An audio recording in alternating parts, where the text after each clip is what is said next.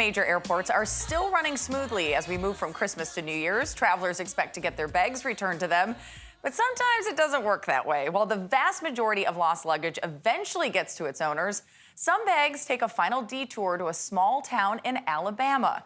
Wait until you see what Chris Van Cleve found there at the unclaimed baggage store. A glitzy Rolex, a keyboard guitar straight out of a 1980s music video, movie props, a centuries-old violin, and all kinds of designer clothes. It's like an archaeological dig. But this archaeological dig is through lost luggage. Stretching more than a city block, welcome to the unclaimed baggage store. Everything here came out of unclaimed bags the airlines weren't able to get back to passengers. Brian Owens took over the business from his father. You know, we say if these bags could talk, what a story they'd have to tell. So you've got armor, like from a knight? We've had more than one suit of armor come through, believe it or not. So if you want to come armor up, this is a place to come. Airlines have 90 days to return a bag before it's deemed lost, and they have to compensate the flyer. When that happens, Owens then buys those unclaimed bags by the truckload. Contents that can have a second life are cleaned, electronics wiped, and then priced to sell. The thing that separates us from a thrift store is, thrift stores are things that people don't want anymore. These are items that we have that people didn't want to part with. $22,000 Rolex, a lot of men's wedding rings, wedding dresses, things that you would think people would make an extraordinary effort to get back. Yeah, we're assuming that wedding dress was lost after the wedding. Owen's father got the idea after talking to a friend at a Washington, D.C. bus line 53 years ago. He borrowed $300 and a pickup, and the business was born.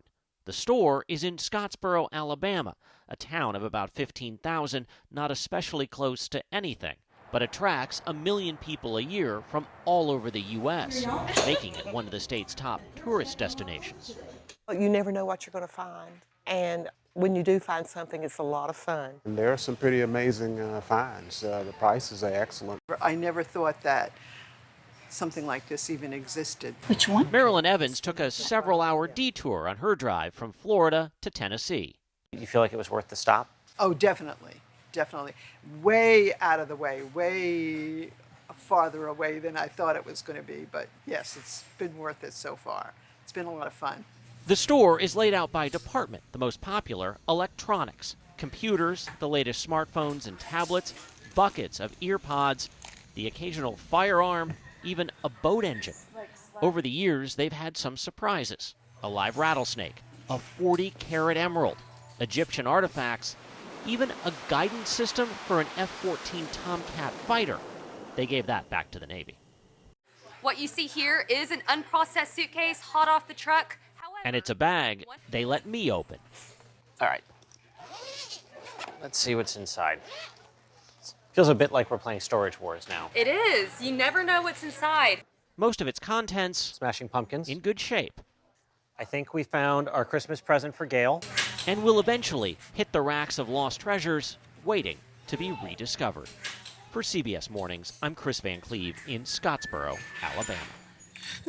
I would hate to be the person opening the bag and there was just nothing but What's in there? dirty, My luggage, it's dirty nasty. laundry. Oh, Well, no. so speaking of, I found out they launder about 50,000 items a month. They run the largest dry cleaning operation in the state of Alabama. So I guess I must be the last person in America to know about this because you guys were all saying how everybody across the country I in didn't news know. does this story. 1 million people a year go to visit. No. Our Look at the EP, things Shauna we had. Thomas, was really on our case about I know. Well, I don't know. Like, hit me Shauna. up on Twitter, folks. Are you familiar with this place? Because this is the first time I've heard of it.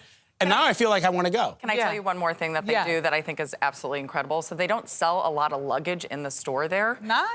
Because it's usually damaged or broken or that kind of thing. So they fix them up and then they donate them for foster kids to be able to have that's suitcases to take Now, to their new home. That is really cool. Who's lost luggage here?